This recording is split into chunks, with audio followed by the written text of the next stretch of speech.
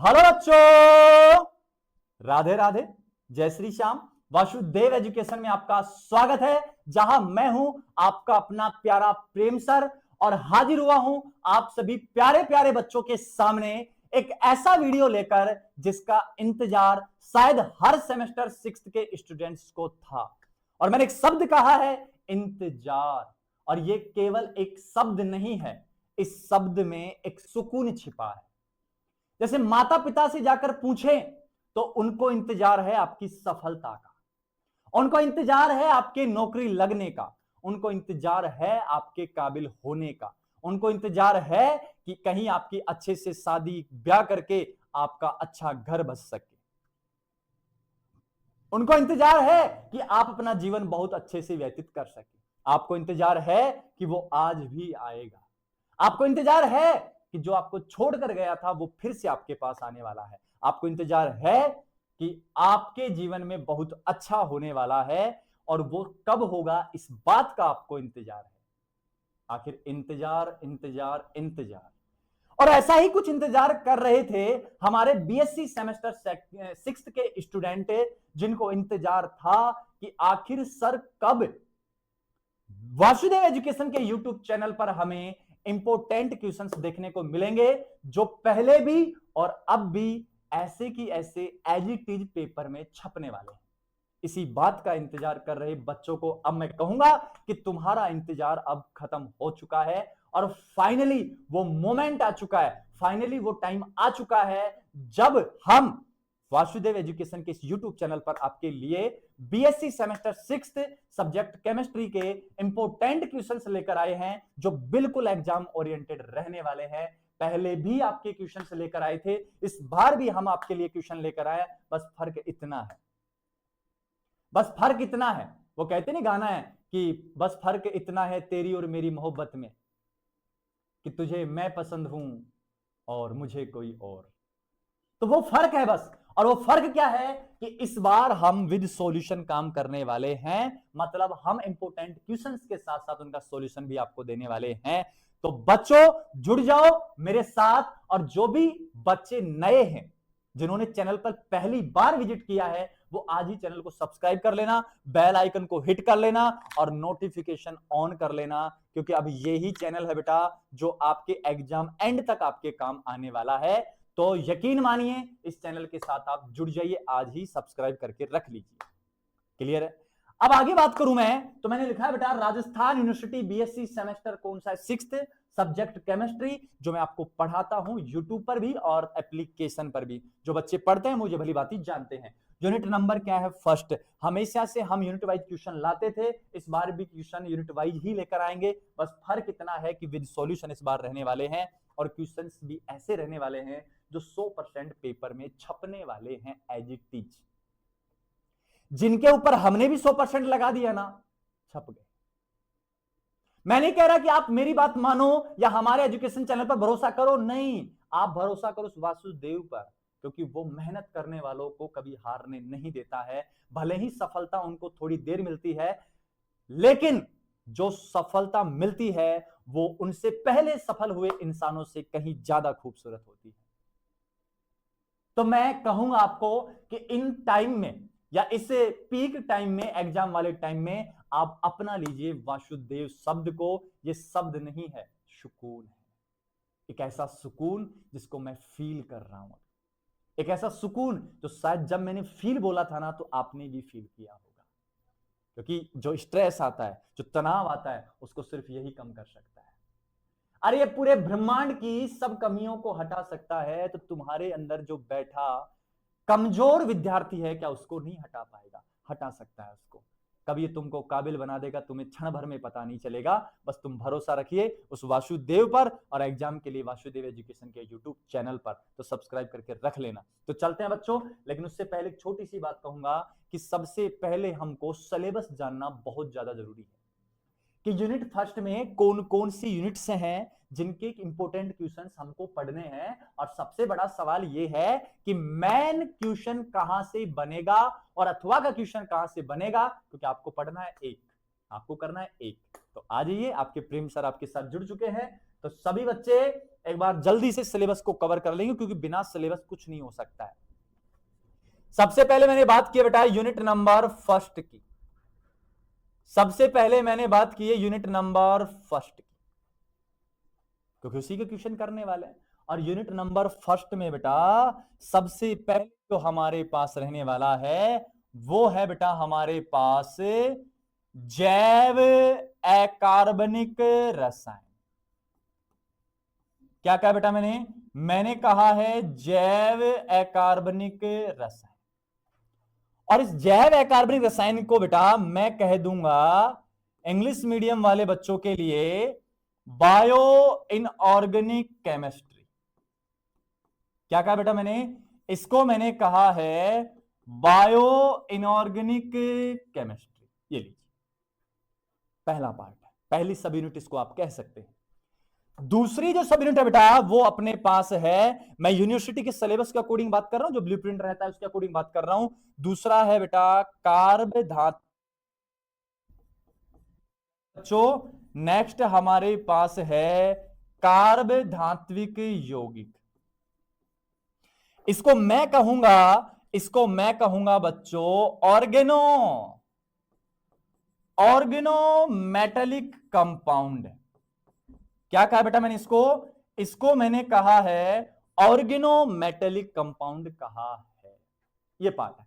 एक last part जो बचता है, जो यहां बचता है वो बचता है अपने पास अकार्बनिक बहुलक। कौन सा बहुलक है बेटा?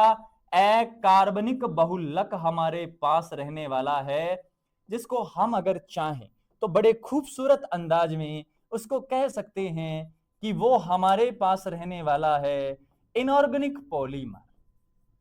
क्या रहने वाले हैं? Inorganic polymer. सिंथेटिक पॉलीमर आप लास्ट सेमेस्टर 5 में पढ़ चुके हैं, संश्लेषित बहुलक।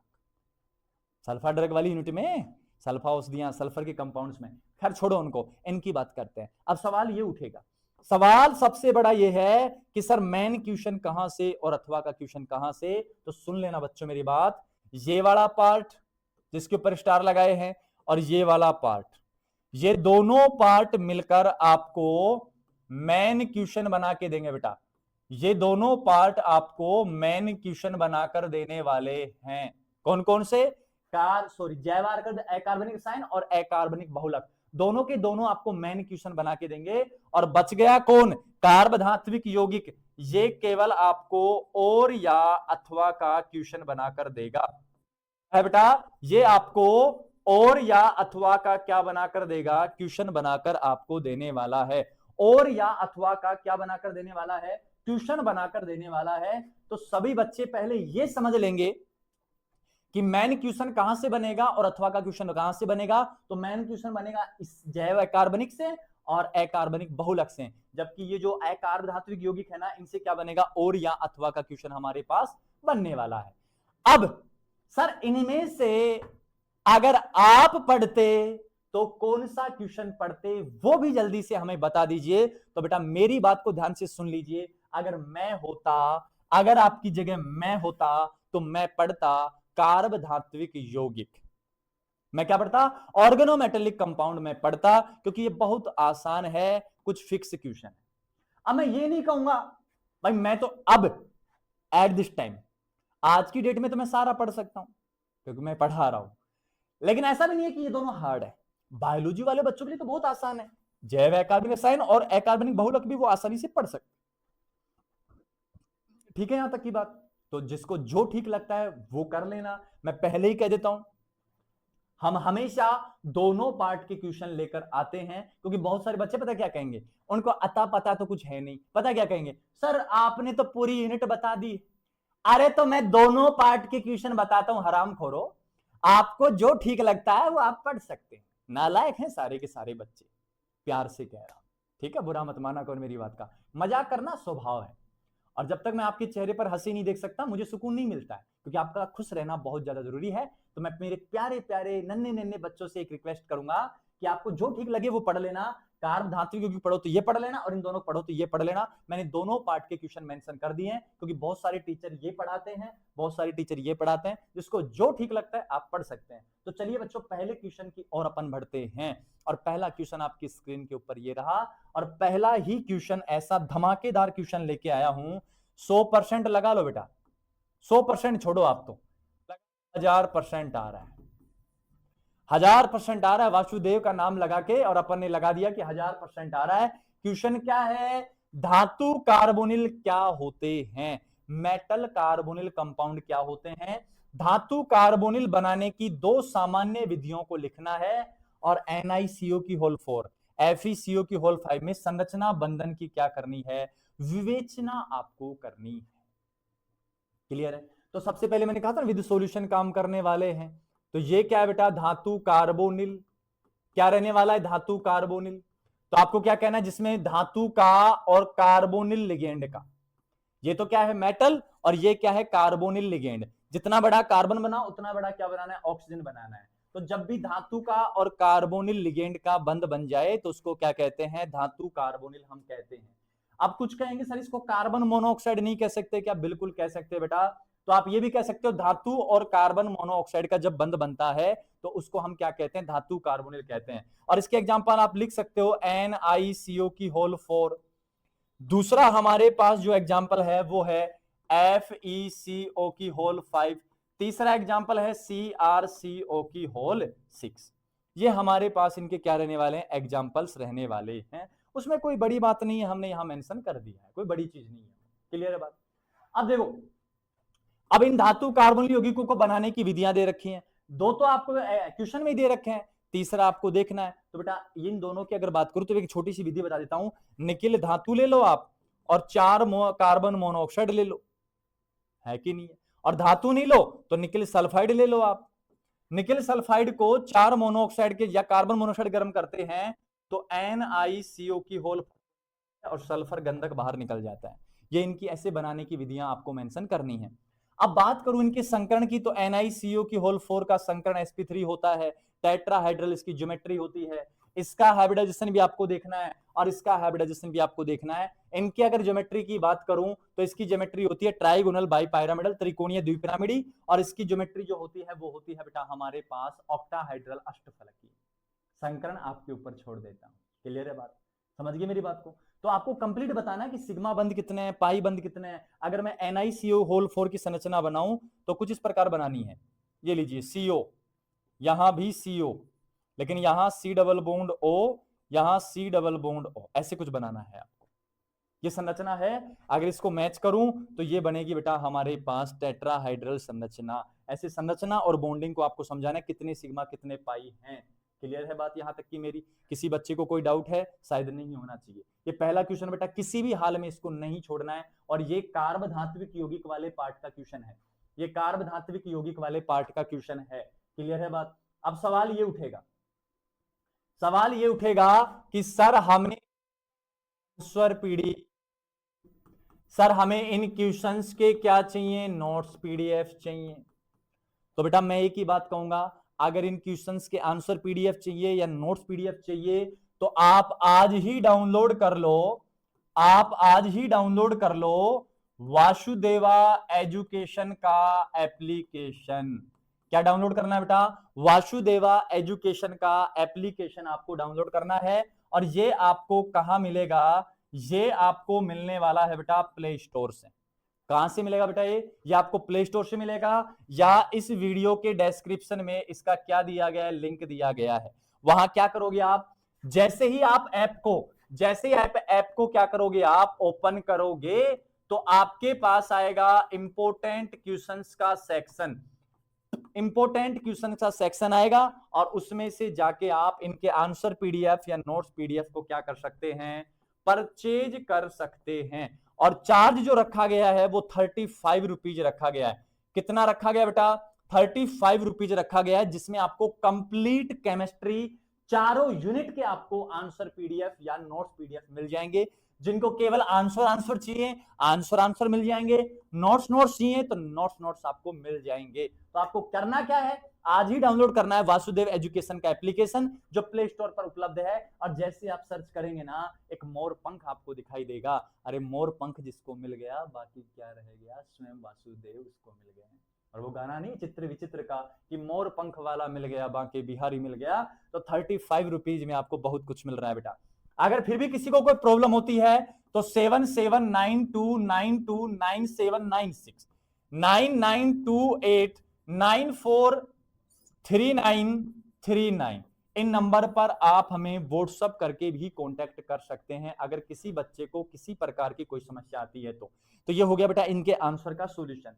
नेक्स्ट क्वेश्चन की ओर अगर मैं बढ़ूं तो नेक्स्ट क्वेश्चन बेटा ऑर्गेनोलिथियम यौगिक।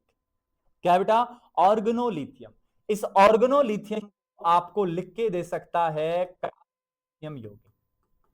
क्या लिख देगा वो लिख देगा बेटा और कार्बलिथियम यौगिक, या इसी कार्बलिथियम यौगिक को वो लिख सकता है बच्चों सुपर ग्रिग्नार अभिकर्मक। सुपर ग्रिग्नार अभिकर्मक किसी भी प्रकार से आपसे क्वेश्चन पूछ सकता है, आपको घबराना नहीं है क्योंकि आप हमारे साथ जुड़े हुए हैं। तो मुस्कुराइए, आप वासुदेव एजुकेशन परिवार के सदस्य हैं। तो ऑर्गेनोलिथियम जो यौगिक है उसको कार्बलिथियम यौगिक भी कह के पूछ सकता है और सुपर ग्रिग्नार अभिकर्मक भी पूछ सकता है। काफी चांसेस हैं, 100% चांस है इस क्वेश्चन के आने के। क्लियर है बात। अब देखो मैंने इसी क्वेश्चन को अथवा करके लिखा है। अब कुछ ये कहेंगे सर बहुत सारे क्वेश्चन बना दिए। अरे ये एक ही, हम तो तरीका बताते हैं कि ऐसे भी पूछा जा सकता है, और हम जो बताते हैं वो एज इट इज छपता है। फिर हमने ये बताया तो ये ऐसे कैसे छपेगा, हमने ये बताया तो ये ऐसे की ऐसे छपेगा, कोई चेंज नहीं आएगा इसमें। तो हम तभी अथवा देते हैं। तो क्या कहा है, ऑर्गेनोलिथियम यौगिकों की मुख्य क्रियाशील अभिकर्मक क्यों माने जाते हैं। और जो ऑर्गेनोलिथियम है वो मुख्य क्रियाशील क्यों होते हैं, क्योंकि क्या होता है बेटा सुपर ग्रिग्नार है ये। क्यों, क्योंकि देखो ऑर्गेनोलिथियम क्या होता है आरएलआई मतलब यहां पे यहां चिन्ह माइनस यहां प्लस। तो यहां जो मेटल है इसका साइज छोटा होता है, और साइज छोटा होने के कारण इसकी जो पोलरिटी होती है ये पोलरिटी अदर जो ग्रिग्नार्ड रिएजेंट है उसकी कंपैरिजन में ज्यादा होती है। मतलब ऑर्गेनोलिथियम यौगिक की जो ध्रुवता है वो ग्रिग्नार अभिकर्मक से ज्यादा होती है। जितना ज्यादा ध्रुवीय है उतना ज्यादा क्रियाशील। मानते हो कि नहीं मानते। अब इसको बनाने की विधियां मेंशन करनी है और अभिक्रियाओं को क्या करना है, समझाना है। ये इसी प्रकार पूछे, इस प्रकार पूछे, ये लिख के पूछे, ये लिख के पूछे, आंसर आपको सेम लिखना है जो आपके आंसर पीडीएफ या नोट्स पीडीएफ में दिया गया है। क्लियर यहां तक की बात। नेक्स्ट अगर मैं बात करूं बेटा तो मैं थोड़ा हिंट दूंगा बेटा, ठीक है, ऐसे नहीं मैं कंप्लीट डिटेल ही दे रहा हूं इसकी। नेक्स्ट बेटा विषमांग उत्प्रेरक द्वारा एथीन के सजातीय उत्प्रेरित हाइड्रोजनीकरण को विवेचना कीजिए तथा विवेचना कीजिए। ठीक है, क्या है बेटा, विषमांग उत्प्रेरक है। क्या है, विषमांग उत्प्रेरक। तो मैं सीधी बात कहूंगा, एक उत्प्रेरक है जिसका नाम है विल्किंसन उत्प्रेरक। विल्किंसन उत्प्रेरक का सूत्र होता है बेटा रोडियम क्लोरिडो ट्राइफेनिल फॉस्फीन। आईपीसी नाम इसका बोलूं तो इसका नाम होता है बेटा क्लोरिडो ट्रिस ट्राइफेनिल फॉस्फीन रोडियम फर्स्ट, इसका आईपीसी नाम होता है। और ये विल्किंसन जो कैटलिस्ट है ये क्या करता है, एथीन का क्या करता है बेटा, हाइड्रोजनीकरण करता है, हाइड्रोजनेशन ऑफ एथीन देता है। और यहां जो खास बात है वो सिन एडिशन ऑफ H2 होता है। क्या होता है, सिन एडिशन ऑफ H2। और ये सारा का सारा जो है ना समांगी हाइड्रोजनेशन का एग्जाम्पल है। किसका एग्जाम्पल है, समांगी हाइड्रोजनेशन का एग्जाम्पल है। अगर छोटी सी इसकी रिएक्शन में लिखूं तो CH2 डबल बॉन्ड CH2 यहां होता है RHCl PPH3 की होल थ्राइस, यहां रखता हूं मैं H2। ये लीजिए विल्किंसन कैटलिस्ट है। और ये जो प्रोडक्ट देता है ये एल्किन प्रोडक्ट देता है, लेकिन ये कुछ इस प्रकार प्रोडक्ट देगा, मतलब दोनों हाइड्रोजन को ये एक ही दिशा में जोड़ने का काम करता है, जिसको हम क्या कहते हैं, सिन एडिशन।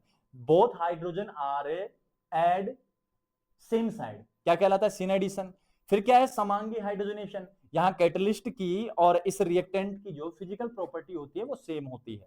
तो ये सब आपको क्या करना है, मेंशन यहां करना पड़ेगा। क्लियर बेटा, जिसका आंसर आपको नोट्स पीडीएफ में इजीली से अवेलेबल हो रखा है, वहां से जाकर आप देख सकते हैं। ठीक है, नोट्स पीडीएफ आपको वासुदेव एजुकेशन के एप्लीकेशन से मिल जाएगा।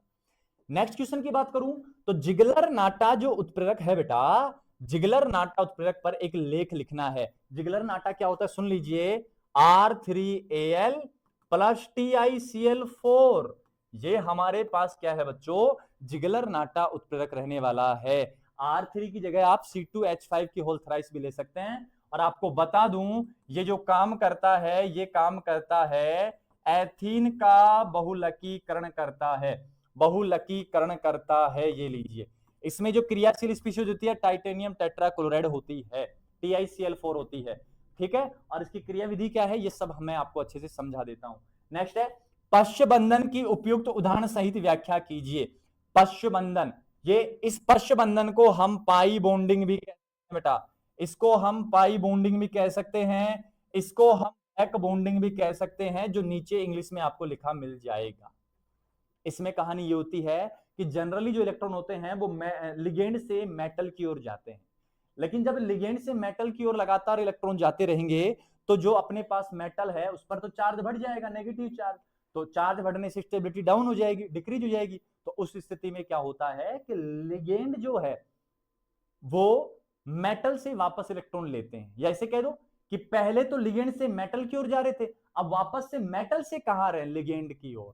तो इस कंडीशन में पाई बॉन्ड बनता है, वापस से बैक आ रहे हैं, बैक बॉन्डिंग कहलाती है। ये सब कहानी होती है। और back bonding generally carbonyl ligand जो होते हैं ना, CO, वो दर्शाते हैं, या स्ट्रॉन्ग लिगेंड होते हैं वो दर्शाते हैं बैक बॉन्डिंग बहुत अच्छे से। ठीक है, काफी ज्यादा इंपॉर्टेंट है, तो इसके भी 100% चांस आपको रखने हैं।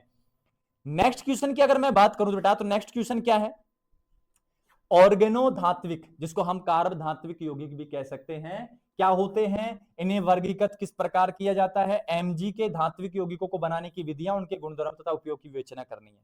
मैग्नीशियम के कार्ब धात्विक यौगिक भी आपसे पूछे जा सकते हैं।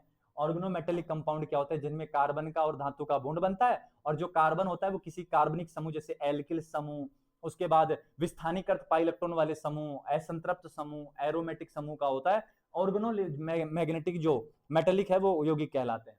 वर्गीकृत किया जाता है, 4 प्रकार से वर्गीकृत किया गया, आयनिक में, सह संयोजक में, विस्थानीकृत पाई इलेक्ट्रॉन में, और इलेक्ट्रॉन न्यून यौगिकों में। वो सब आपको यहाँ क्या करना है, मेंशन करना है। तो काफी हद तक इसके चांस बनते हैं, 90% हैं, और मेरा मानना ऐसा है कि आप चाहो तो इसको स्किप कर सकते हो। नेक्स्ट अगर बात करूं बेटा, तो नेक्स्ट है बेटा, निम्न को समझिए, जाइसे लवण आपको समझाना है। क्या समझाना बेटा, जाइसे लवण क्या होता है, प्लेटिनम, प्लेटिनम के बाद Cl3, C2,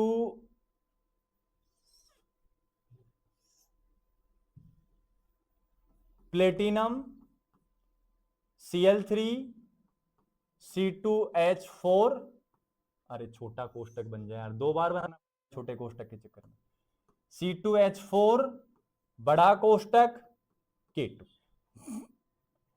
इसको हम कहते हैं बेटा जाइसे लवण, जाइसे लवण। और ये एक प्रकार का ओलिफिनिक प्रकार का कार्ब धात्विक यौगिक होता है, जो हम विस्थानीकृत पाई इलेक्ट्रॉन वालों में पढ़ते हैं। तो ये ओलिफिनिक प्रकार का कार्ब धात्विक यौगिक रहता है, जिसमें अपने पास एथीन आया है। नाम बता दो IUPAC, potassium trichlorido ethene platinum first, ये इसका आईयूपीएसी नाम रहता है।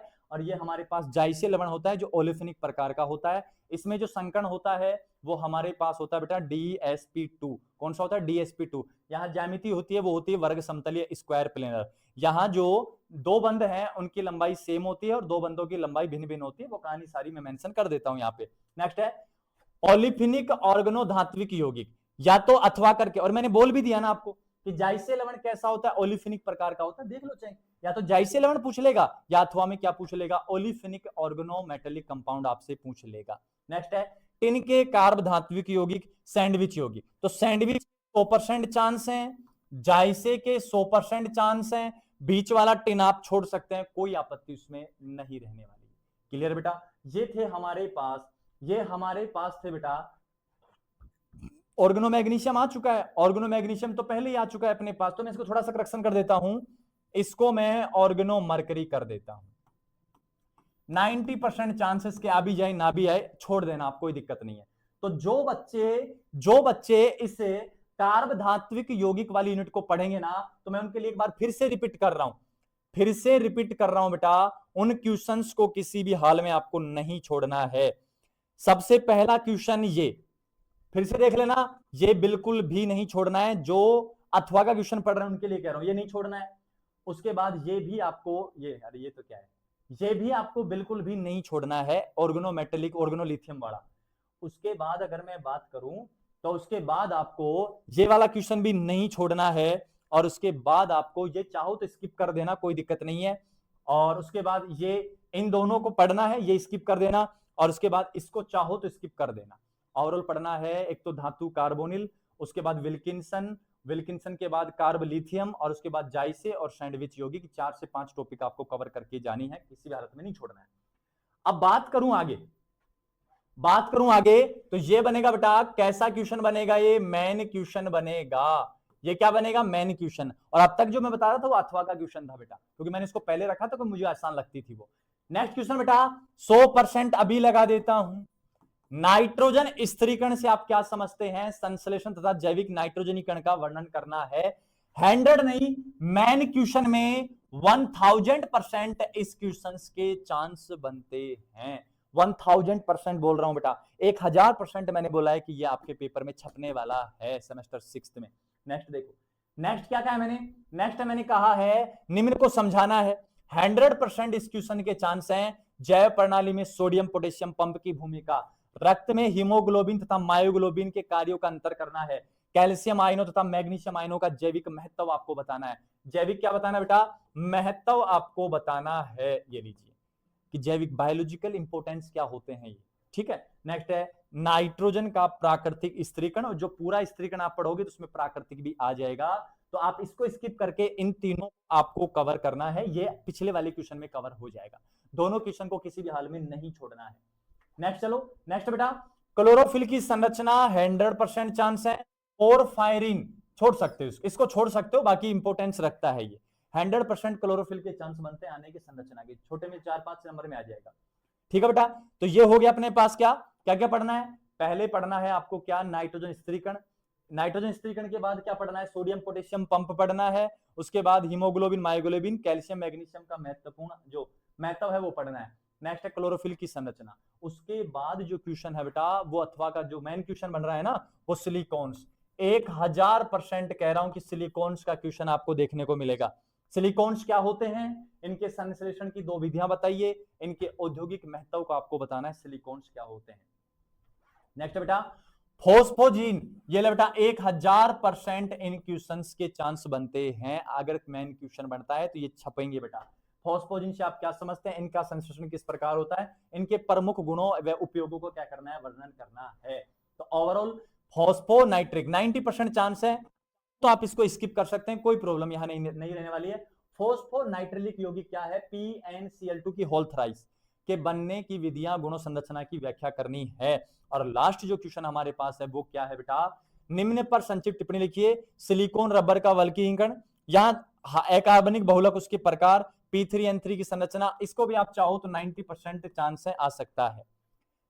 सीधी बात है, जो मेन क्वेश्चन बनेगा बेटा, जो मेन क्वेश्चन बनेगा मैं बता देता हूं फिर से, वो बनेगा बेटा एक तो सिलिकॉन से, और दूसरा बनेगा फोस्फोजीन से, तीसरा बनेगा नाइट्रोजन स्थिरीकरण से।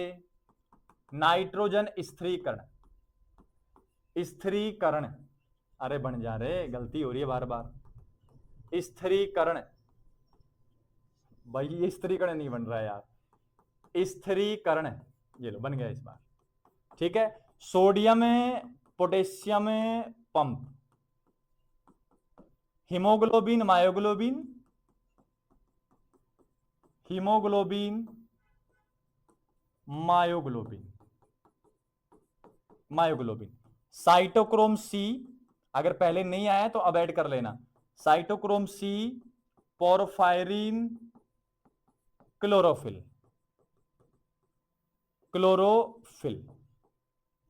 जितना जल्दी करते हैं उतनी गलतियां होती हैं। क्लोरोफिल, ए की भी संरचना और बी की संरचना, ये आपको पढ़ना है बेटा मेन क्वेश्चंस में। इनमें से ये पढ़ना है, ये पढ़ना है, ये पढ़ना है, ये पढ़ना है और ये पढ़ लेना। बाकी तुम्हारे बस की बात नहीं है तो इनमें से भी आप स्किप कर सकते हैं। और यही तो कलाकारी वासुदेव एजुकेशन की है, इंपोर्टेंस टेंट में भी इंपोर्टेंट छांट के आपको बता सकते हैं। ठीक है, अब बात करूं अथवा क्वेश्चन की, बात करूं अथवा के क्वेश्चन की, तो बेटा आपको पढ़ना है धातु कार्बोनिल। धातु कार्बोनिल आपको किसी भी हालत में नहीं छोड़ना है। आपको RLI कार्ब लिथियम यौगिक आपको पढ़ना है। उसके बाद आपको विल्किंसन पढ़ना है, विल्किंसन उत्प्रेरक आपको पढ़ना है। उसके बाद आपको जिगलर नाटा पढ़ना है, जिगलर नाटा। उसके बाद आपको पढ़ना है क्या, विल्किंसन हो गया, जिगलर हो गया। उसके बाद आपको पढ़ना है जाइसे लवण, जाइसे लवण। ठीक है, उसके बाद आप पढ़ना बेटा, जिगलर हो गया, ये हो गया, ये हो गया। उसके बाद आप पढ़ लेना वर्गीकरण पढ़ लेना कार्ब धात्विक यौगिकों का। उसके बाद RMgX ग्रीनयार पढ़ लेना, मैग्नीशियम का कार्ब धात्विक यौगिक पढ़ लेना। ये कुछ हैं जो बहुत ज्यादा इंपॉर्टेंस हमारे लिए रखते हैं, डिटेल वाइज मैंने आपको समझा दिया है। नेक्स्ट देखिए, मैं फिर से कहूंगा, अगर आपको इनके आंसर PDF चाहिए, अगर आपको इनके नोट्स PDF चाहिए, तो बेटा आप डाउनलोड कर लीजिए वासुदेवा एजुकेशन ऐप। आप डाउनलोड कर लीजिए वासुदेवा एजुकेशन एप्लीकेशन, जो प्ले स्टोर पर आपको देखने को मिल जाएगा। प्ले स्टोर पर जाइए, सर्च कीजिए और डाउनलोड कर लीजिए वासुदेवा एजुकेशन ऐप। ठीक है, यहां तक कहां मिलेगा ये आपको, प्ले स्टोर पर अवेलेबल हो जाएगा, या इसका लिंक जो है वो मैंने डिस्क्रिप्शन में डाल दिया गया है, वहां जाकर आप देख सकते हैं, डाउनलोड कर सकते हैं। जैसे ही आप ऐप को ओपन करेंगे बेटा, तो आपको दिखेगा इंपोर्टेंट क्वेश्चंस का सेक्शन। वहां हमने आपके लिए नोट्स PDF, आंसर PDF दोनों के अलग अलग PDF प्रोवाइड करवा दिए हैं। जिनको इन इंपोर्टेंट क्वेश्चंस के आंसर चाहिए वो भी मिल जाएंगे, और जिनको नोट्स PDF चाहिए वो भी वहां पर अवेलेबल हो जाएगा। अब बात करूं इसकी प्राइस की, तो 35 रुपए प्राइस रहने वाला है। कंप्लीट केमिस्ट्री की चारों यूनिट के आंसर का PDF रहने वाला है बेटा। क्लियर बात? तो वहां से जाइए, परचेज कीजिए और अपनी तैयारी को अब मजबूत बना लीजिए, एक रणनीति बना लीजिए, जिससे हमारा कोई भी पेपर बैक ना रहे। और आप सेमेस्टर 6 में हैं, अगर आपका कोई भी पेपर बैक रहता है तो मेरा मानना ऐसा है कि आपकी साल खराब होने के पूरे पूरे चांस हैं। तो बिना किसी रिस्क के, बिना किसी जुनून के, मतलब ऐसे जुनून नहीं कि आसमान चढ़ रहे हैं बोला हम हो जाएंगे पास, नहीं, ऐसा बेवजह का जुनून नहीं रखना चाहिए। वो कहते हैं ना, थोथा चना बाजेगा ना, तो ऐसा आपको चना नहीं बनना है जो थोथा है, आपको बनना है जो मजबूत है। मजबूत तैयारी आपकी होनी चाहिए, जिससे आप सेमेस्टर 6 में सारे पेपर क्लियर करके अच्छा परसेंटेज बना के आप URT PG, जो PG करना चाहते हैं, कंपटीशन करना चाहते हैं, उस फील्ड में आसानी से क्या हो सके, एंटर हो सके। तो मिलता हूं बच्चों में नेक्स्ट यूनिट में, नेक्स्ट लेक्चर में, नेक्स्ट वीडियो में, नेक्स्ट यूनिट के सेकंड यूनिट के इंपोर्टेंट क्वेश्चंस लेकर। तब तक के लिए राधा राधा, जय श्री श्याम। और लास्ट में सभी बच्चे लिख देंगे हरे कृष्ण प्रभु। और इस वीडियो को शेयर कर देना। और जो बच्चे यहाँ पहली बार आए हैं, विजिट कर रहे हैं चैनल को, इंपोर्टेंट क्वेश्चन देख रहे हैं, तो चैनल को सब्सक्राइब कर लो भैया, बहुत काम आने वाला है। नोटिफिकेशन को ऑन कर लीजिएगा ताकि कोई भी नोटिस आपसे मिस ना हो, कोई भी नोटिफिकेशन आपसे मिस ना हो। तो मिलते हैं नेक्स्ट वीडियो में यूनिट नंबर 2 के साथ।